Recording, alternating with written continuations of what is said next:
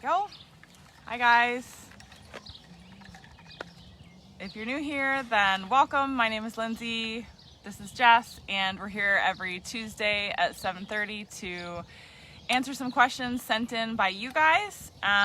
If you're joining us, then just let us know, drop us a comment or an emoji or something so that we can say hi and so that we know that you can hear us. And first of all, we need to say thanks for being here, and we're sorry that we missed you last week. Last week, our youngest came home from daycare with a runny nose, and we almost died. And we felt really poorly. Yeah, it wasn't good. COVID negative, but it wasn't pretty. So sorry for having to cancel that, but we're glad to be back with you tonight. And the question for tonight was sent in by Anne, and Anne said, I hope you can help me. I'm avoiding working on lead changes because I'm not very good at it. I tried, but my horse kicks out or trots. She'll only do it well with an experienced rider or with my coach. So I've stopped doing it so that I don't undo her training. Should I go back to simple lead changes until I get my body more balanced? So we're going to talk about lead changes. We're going to talk about, hi Monique, hi Brianne. Awesome, thanks guys. We're going to talk about lead changes. We're going to talk about the idea of avoiding a maneuver or avoiding working on something because you feel like your horse knows more than you do and you don't want to undo that training, that investment that you've made. We're going to talk about all of that. If you have questions as we go along, definitely leave them here for us. There are a few other questions that were sent in that we're going to make sure that we address, but definitely chip in and let us know if you have comments or questions as we go along, or if you're experiencing the same thing, and maybe we can help you make some progress with your horse as well. So before we start, we have to say thank you to Family Flowers for doing our flower boxes all the way across the front of, can we show them? Do you think we can show them? Now we're getting high tech. I know. So have a look at, can we get these flower boxes in here? There we go.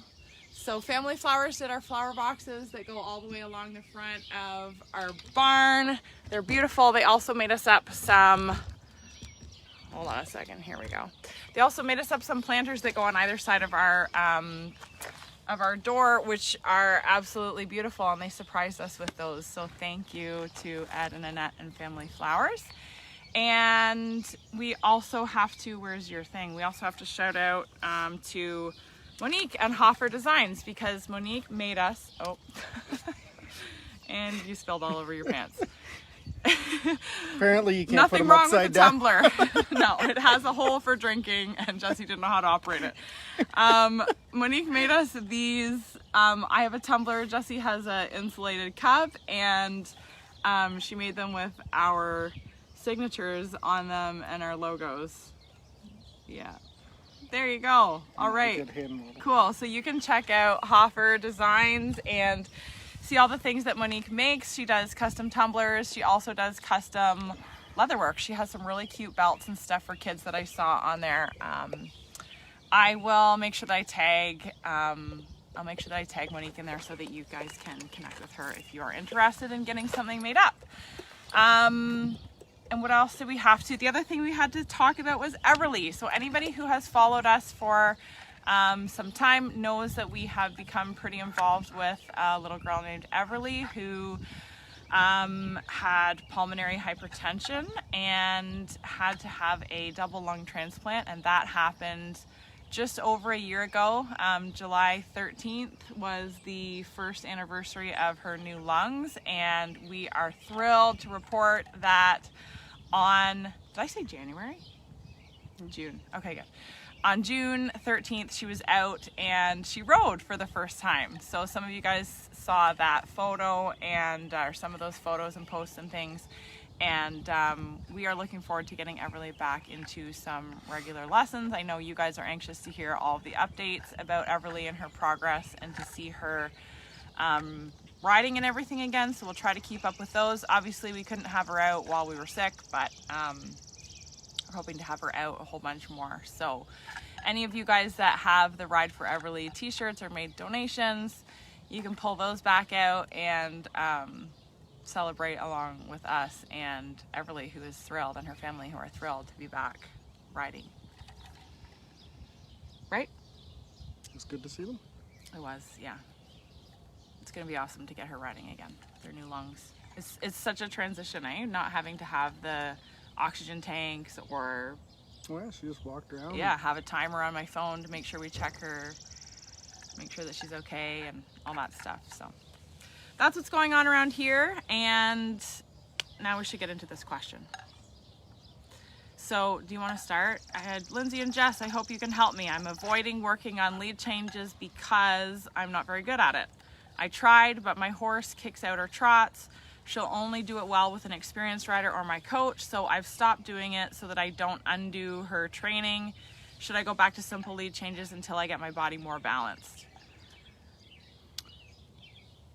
So from my point of view, and every trainer's going to have a different opinion on this one. My point of view, it's your horse. You need to figure it out. Go break your toy.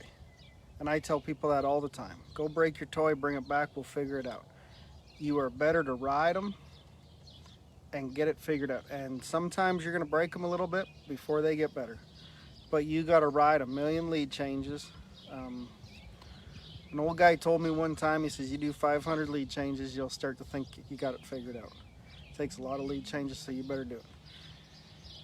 In saying that, your best way to do it is with a good trainer's help. Don't get your buddy down the road that rode a reiner one time. Get a good trainer who's good with non-pros and good at that lead change.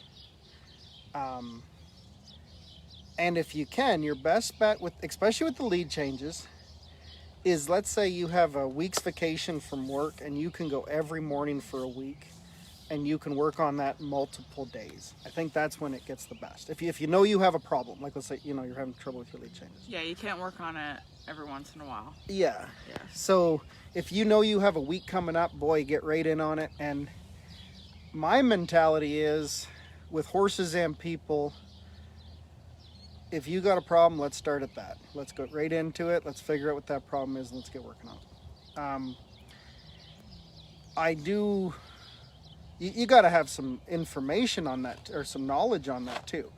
So one of my favorite things when I'm having trouble with the horse lead changing or I'm just not sitting right and just things aren't working is I go out into a straight line. I go out into a field or down a place I used to live when I was a kid just had great big ditch banks and we could just lope down the road and you just change leads on a straight line a million times. It's not something you want to fix a lot in the arena if you're having troubles with it. If you can do it out in a bigger pen, even your outdoors and stuff, that's better. Get some help, but go do it. Break your toy. Bring it back to the trainer and says, hey, I broke it. Your job. You got to fix it. I never mind when somebody comes back and says, you want to see what I did? At least they're trying. Them horses will be way better off. And if you don't do it, you'll just never get better at it. You will, you'll always be wondering, what if I tried this or what if I tried that? You just got to get on them and do them. Should I do simple lead changes? No. I'm a big one on, if I need to work on hip side to side, I can do that as a walk side to side, a jog side to side, or a lope side to side without changing leads.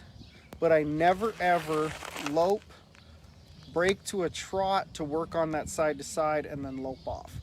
Reiners, ranch riders, cow horses, we break gate, two-point penalty right off the bat. So you took a 1-point penalty because you missed a lead. The horse got a little concerned about it. Plus he takes a 2-pointer. You're out of the money no matter what reining you're at. Teach your horse he has to stay loping and he has to figure it out. You don't want to teach the trick of go to a jog.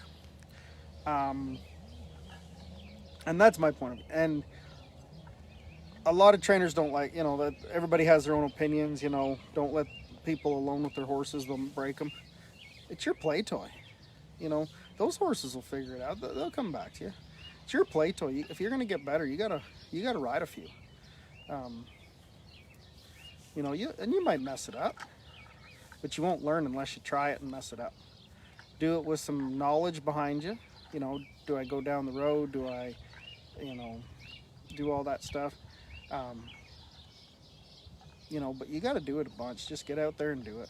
The people that always succeed when they're starting out are always those people that drive in the laneway, and sometimes they hang their head in defeat and sometimes they giggle about it, but they come walking in going, you got to see what I did this week. And because they try stuff, they want to learn. And you never learn unless you get into the bad and the good. You know, so you just got to try it and be not aggressive to make the lead change happen, but aggressive to want to get out there and say, okay, I got a problem. Give me the knowledge on how to fix it, whether that be videos, lessons, whatever. Just get something in your brain where you say, I'm going to work on this part today, and go do it. What's your thought? That's good advice. We're not allowed to swear like that scene from Yellowstone. Oh, there's a scene. I don't know what you're talking about. They're going to do something, and the boss asks them, what's the plan? And the one guy says, oh, just F it. Let's just F it and do it. There is no plan. Just go do it. There's no plan. Just do it. Sometimes you just got to get on there and do it. I think it's like, just to validate that fear, that feeling, like that's a legit thing that we see all the time, where people are worried about not doing right by their horse, or undoing the training that, you know, their horse has gone through, or depreciating some of the value of their horse, right? Like not making the most of that investment that they've made.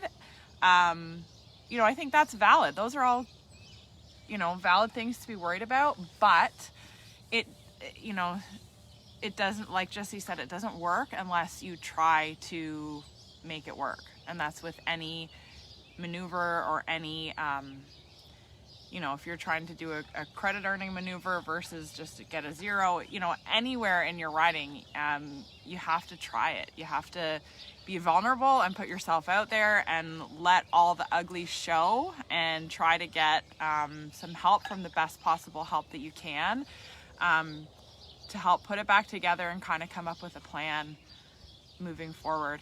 I think for Anne, where she's saying that the horse is kicking out or trotting, so those are two kind of different things. One, the trot is if the horse isn't driven up enough, you know, then they'll trot, and you definitely don't want to let them do that, because like Jesse said, then you're going to get a penalty. If the horse is kicking out, then you get a penalty also. You get a penalty also. It's a big 5-pointer. It's kind of, you know, almost like two opposite ends of the spectrum. So as far as having mistakes, I actually think it's a good thing when you have a mistake. Do you think this? When you have mistakes at either end of the spectrum? Because then you just have to figure it in. If you're always making the same mistake, that's when you know you need to change things up. So if you're getting somewhere you're not driving forward enough, and somewhere your horse is kicking out, then you need to get into that middle ground. You probably need to get your leg on that horse and move the hip over some more, get some more control there, and then work at softening how you put your leg on. Get the response from your leg, but work on softening how you put your leg on, so that you're not eliciting a kick out, which is usually where they feel like they're stuck or they're trapped or they're anticipating too much pressure, rather than anticipating looking for a release in the lead change. There were some questions in there earlier. Are you ready to look at those? Sure. There are some down here, and then there are some that came in. I think one of the biggest things too with excuse me, and not just the lead changes, but everybody that's a little scared to try a maneuver, a discipline, anything like that. How do you know, and how do you get better unless you try it? You know, and if that horse is kicking out or he's trotting, when you're training on him and you're learning to do it, your horse is going to do every one of those things. Yeah. You know, don't, and everybody kind of, oh, well, my horse is doing this, you know, I'm doing something I better wrong. not do it anymore ever again because my horse kicked out one time. I don't think there's a good horse or a good trainer that hasn't had something, you know, they have to kick out once. to know not to do that. They have to trot once to say, and then, you know, you can fix it and say, hey, don't do that. They don't get smart unless they've done everything in the world wrong. And you can bring them back and say, this is all the right stuff to do. You know, don't go over there. Don't do that. Don't do that. And it's hard because sometimes people don't have the confidence. You know, let's say you're at a boarding barn, you got 5 people watching you, and somebody says, oh, that horse kicks out, you know, watch that horse or something. You know, do it a whole bunch of times, you'll get better. You know, sometimes you just have to stick your hat on and go. Make it work. Get the education so you're doing it right. If he's kicking out, make sure you're not leaning forward and poking him. Make sure you're sitting back and pushing him with your leg. And keep doing it. Those horses are smart. They'll figure it out. And if it's the extreme where he's not a good horse, let's say he's kicking out all of a sudden, then, you know, obviously look at his belly and say, is he ulcer? Is he sore? Is he doing whatever? But you just keep trying. You know, you got to keep trying and figure that out. You got to figure that problem out. You got to jump in there and get it figured out. And sometimes it's hard to do because you don't want to go down a path and do it wrong, but you won't learn unless you do it wrong. And there's fewer people around, like as far as finding good help, there's fewer people around to help with lead changes than there are with other things. Yeah, it's not one of the maneuvers where people get excited about it. And they, you know, there's fewer people that do the Western Riders and the Reiners and the thing. There's not as many. So the trainers are harder to find. Yeah. Okay, let's get into some of these questions. How do you train yourself to know that changing leads doesn't mean changing direction?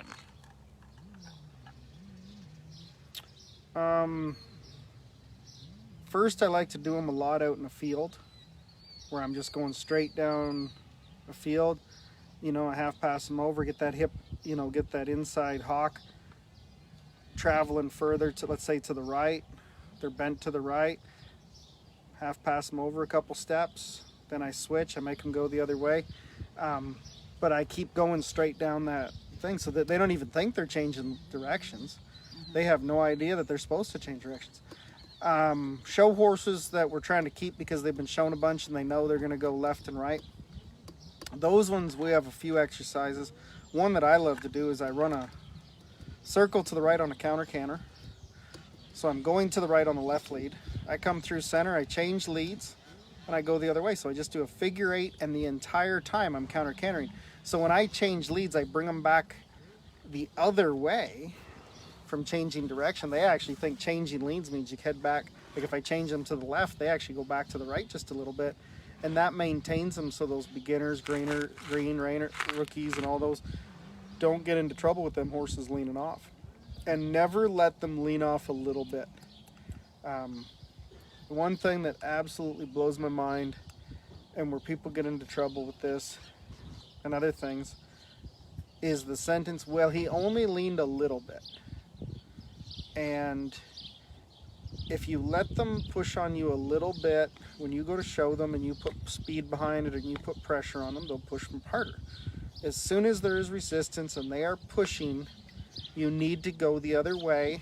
If they're pushing their shoulder to the left because you changed the left and they dropped that shoulder and pushed on you, you take that shoulder, you lift that rein up, push that shoulder back to the right and head back that other direction. But you cannot let them push on you a little bit anywhere, especially when you start out on those 2-year-olds. You know, that's the time when their brain is just open to anything. They don't push on nothing. Even if they don't get the lead change, I'm happier if they don't get the lead change, but they put their body in the right position and came back that other way, and everything stayed so soft. I think that's one thing we see when people try to do the lead changes, or any maneuver and goes into there, is they allow that horse, that they use the excuse, well, he's a baby. He pushed on me a little bit, he's a baby, or he pushed on me because of this. It's never just, he did wrong. You know, put the onus on, he did wrong, he stiffened up, you need to soften it. Yeah, it's gotta be black or white. Yeah, and that's what makes horses stiff. That's what makes them push it. That's what makes them drop their shoulder, is if you allow them to do it a little bit at a time. I'm gonna just go back to that question for a second, because Monique's question was, how do you train yourself to know that changing leads doesn't mean changing direction? And I know, Monique, you don't have a horse to practice on a whole bunch at home, so my advice would be go watch some dressage tests and watch them change leads a whole bunch of times on a straight line. I think that's a great visual to have. It's a great exercise to do too when you get to a point where you can change a bunch of leads on a horse, is actually to just go do tempies, you know, do 4 strides and change leads, and another 4 strides and change back, and never change what direction you're going. I know for me, when I give lessons, I'm a very big one on, very seldom will I ever have somebody go circle to circle. Never change at center, ever. I do a ton where they cut down the long line, like down through center, going the long way down center, and they change leads. And my biggest thing is you look at that fence post straight ahead of you. You go straight to that fence post. And then if they lean even an inch, they notice it. So if you're looking down, you won't know if they've ducked off a little bit.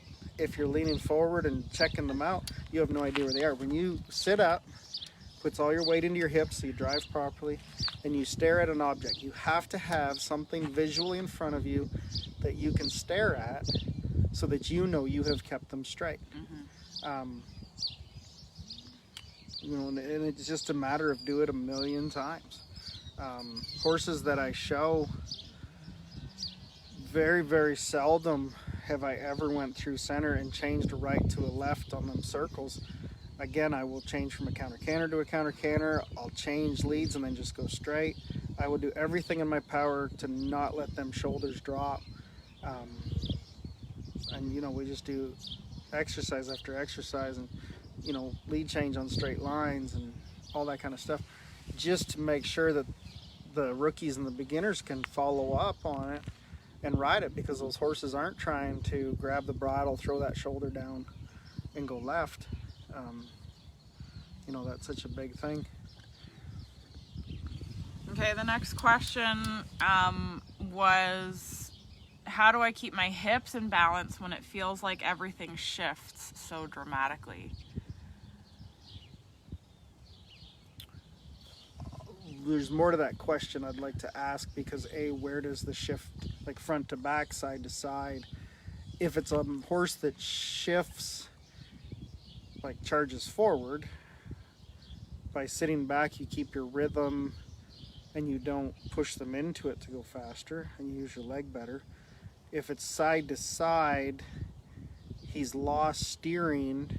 If it's throwing you off balance, you've lost steering, and you are not in control of how that horse is going.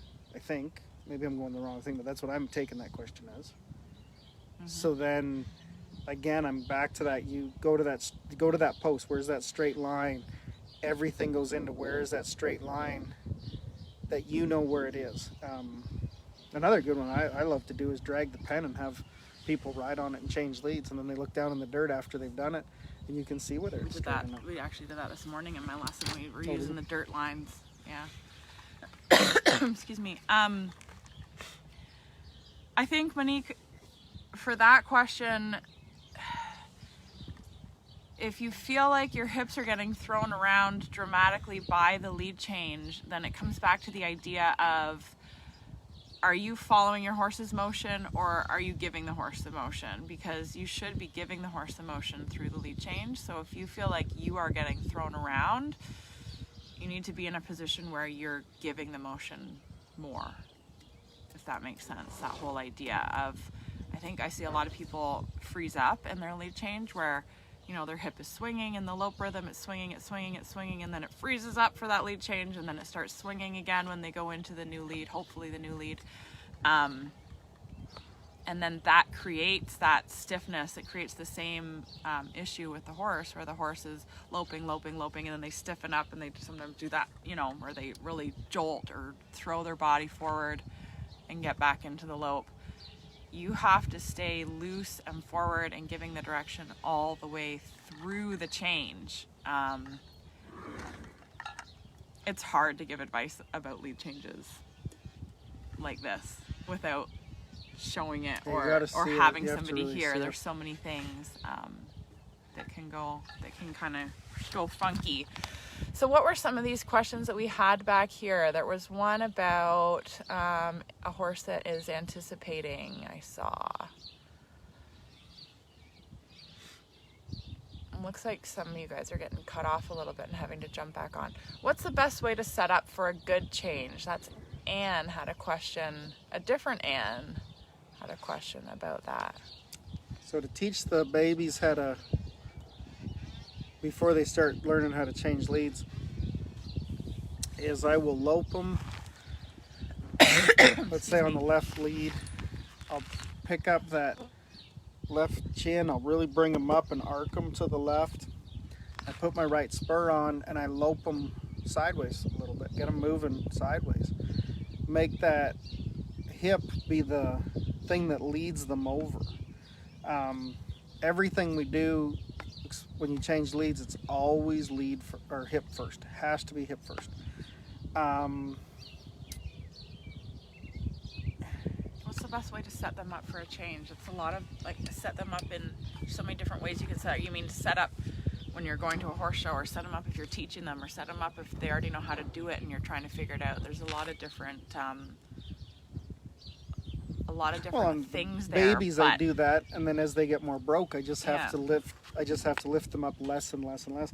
My lead change doesn't change from what I do on a 2-year-old to what I do on a show horse. I just have to do it less because they understand them hips are going to move over. So I'll move that hip over to the left. He's arced to the left. He's leading with his hip. He's driven underneath himself. And then I switch that over so that the hip now goes to the right. And when you do that, that right hock will really come underneath, and they'll drive off that left, and they'll really come and drive underneath. The babies, I maybe push them a little more underneath themselves because they have to really learn to get underneath themselves. But it's the same thing. It's push them to the left, push that hip over, switch them over, push them to the right, and do it on a straight line. Okay. I hope that helps you, Anne. You can definitely make some more comments in here. Carrie Lynn is saying, can you talk about if your horse is anticipating lead changing instead of waiting for the cue? For example, counter cantering and leg yield for the hip equals automatic lead change instead of horse waiting on cue. Would you just push them through, break down to trot, and start back up? Or would you continue practicing the lead change or leave it for a while until the anticipation ends for a Western riding lead change or for horsemanship? The counter cantering and leg yield for hip. So if they're ahead of you, what needs to happen is you need to set them up 1,000,000 times. You take them on a straight line. You can put them in the show, in a show pen in an arena. Set them up like they're going to change leads. So let's say I come across on that right lead. I'm going to lift them straight up. I'm going to put that left leg on there, get that hock underneath themselves a little more. We get them driving a little more. And I go, okay, we're about to change leads. And then I just keep loping that way. And I head back another direction. I don't care where I go. And I do that 1,000,000 times. I will change leads on them, but I'm going to set them up, 5 times to every one that I ever change leads on. And that's a horse that's anticipating, or one that I'm just getting ready to go show. Here in Ontario, we got our first reining this year. They finally let us out of COVID jail. Whoop, whoop. Here we go. Are we even going to know what to do?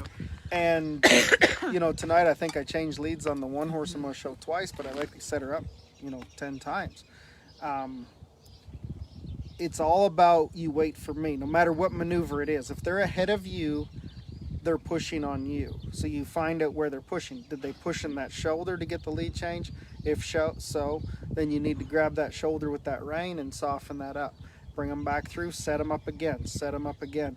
And it's a lot of tedious work. A lot of people don't like that part because if they set it up once and it feels good, they want to change leads and go, woohoo, look what I just did. I might leave it where I set them up and they feel great. They're just soft. If you moved your foot over, they would just go, yes, sir. And I won't change leads, but that's where I'll quit them at. I won't quit them at the lead, a good lead change. I'll set them up at a really good preparation, a really good you know, would you say yes, sir, to me when I asked you? No, I wouldn't. I'd never break them down to a trot. If they anticipate, they stay loping. If they anticipate, I'm going to actually take hold of them with my feet a little bit, and I'm going to get them, I'm going to put their hocks underneath them a little more. If they've pushed on me, I'm going to make them work a little harder. Trotting is a for sure, never touch it, never go to it, because if you're showing and the horse gets just a little out of whack and they know the trot is where they're going to be at, they will give you a penalty every time. And the other part of that was, would I wait and come back to it later? No, if they're anticipating, get right into it that day. They've given you something to work on. They've given you a push, whether it be in the mouth and the neck and the shoulder. Something is pushing them to say, I'm ahead of you, I'm not waiting on you. Get into that today. If you already rode your horse this morning and he did that, go get on him again tonight. It's beautiful right now. You know, just get back on. As soon as you think, oh boy, you know, he pushed on me for something, go saddle him up again. And just work on that. Find that spot where he is pushing on you. Usually in a lead change, I think, or I shouldn't say usually, but a lot more than I think people realize, it's usually the shoulder more so than the mouth. Everybody kind of goes to the mouth because that's where it's going to show up at. But boy, if you grab that shoulder and you get them shoulders really lifted, they're going to give you a much nicer one. And they will last a long time with good maintenance. They will really, really understand that it's easier. Even when I show, if I change leads to the left, their shoulder is going to come back to the right just a little bit, because they're thinking, hey, I got to lift that shoulder and stay right in there. And those horses will last for a really long time. So Carrie Lynn just said, and if they start anticipating when you push the hip and don't wait for the change of leg. So you got to get that leg on harder. If you're putting your right leg on to move the hip to the left, and they're changing to the right, is that what you mean? I think that's what she's saying, isn't it? I think it's as soon as they set up, it's trying to change. So they're not respecting the setup. They're just going on, oh, if you touch me on this leg, I have to go change. Mm-hmm. So they're not respecting that setup. So again, you're going to lope them down the arena.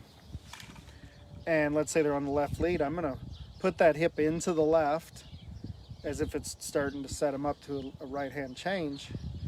And I'm going to do that a million times. And until I have them soft there, they're not ready to go on. When my 2-year-olds, I start them, I'll lope them.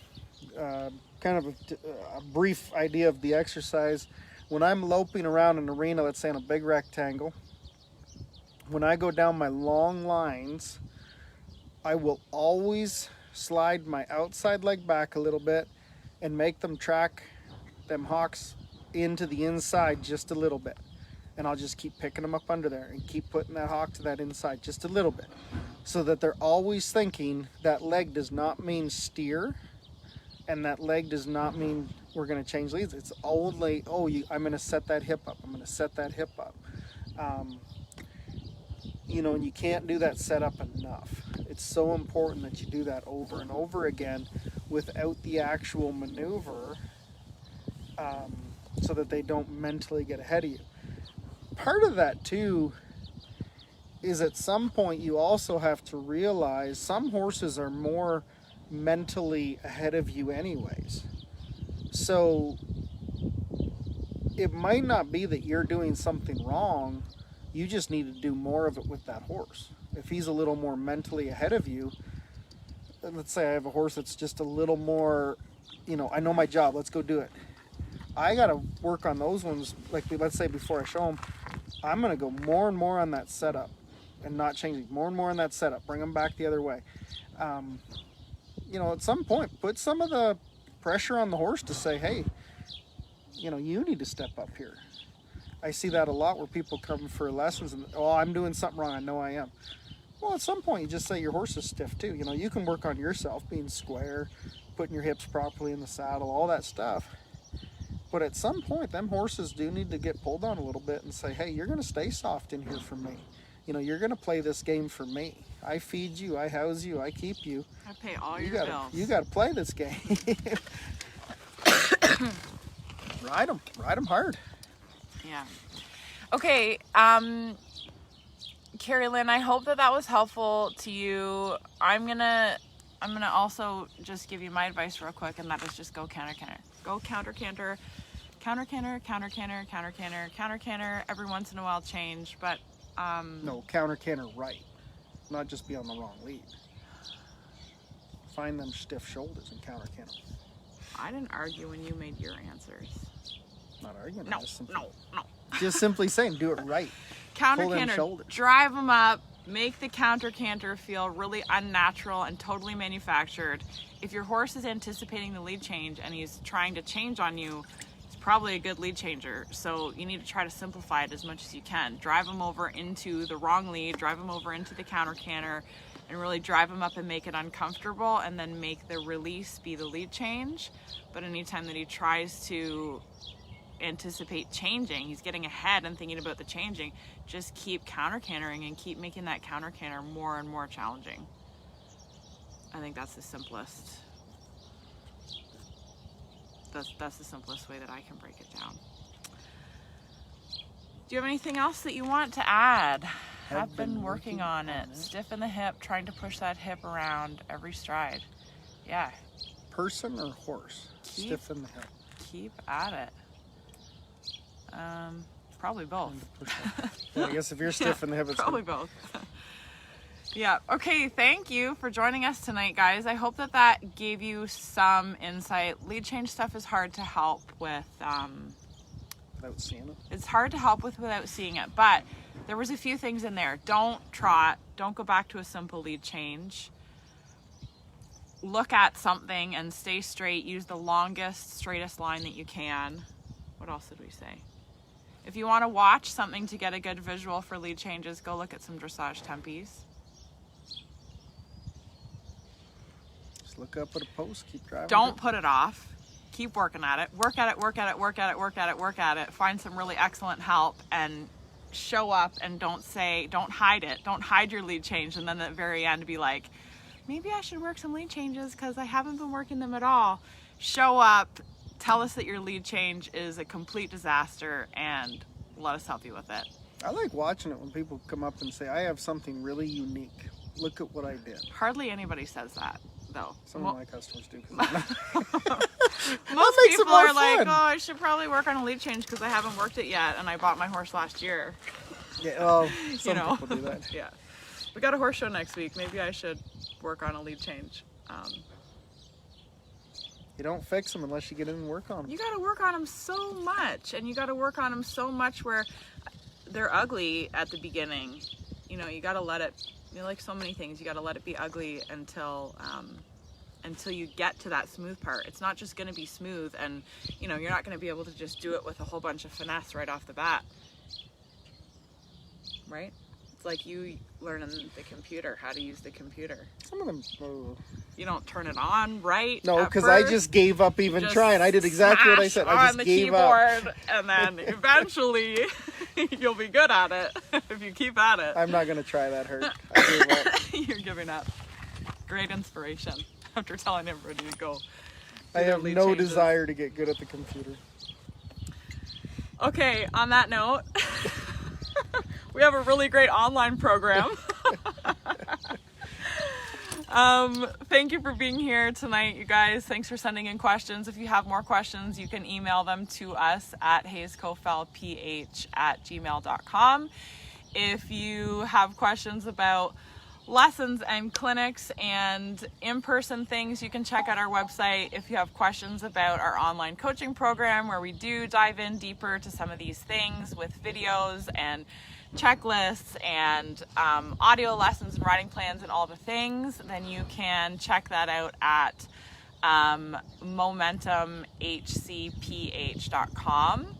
You can also find all that information through our website, or you can message us anytime and saying that's what you have Lindsay for for the computer. I admit defeat. Yeah. Thanks for being here, guys, and we will be back next week on Tuesday at 7:30. Next week we're answering questions from some of our youth riders, and our youth riders are, if you are a youth rider and you have a question, you can send it in. But the questions that we have lined up for next week are very mature questions. They're excellent questions. Our youth are the bomb, so you guys can look forward to that. Right? Sounds good. I'm gonna go get back on my horse and work my stops before the horse show. And everybody that is worried about their lead changes, go saddle up right now. Go saddle up and ride. And get 100 lead changes What is it? tonight It's gotta down the be road straight. after 8 o'clock. And after, I don't know what figure some everybody else stuff in the out. country was like, but in London it was hot today. It's finally cooling off, so go ride. Yeah. Okay. Thanks, you guys. Have a good night. See you next week.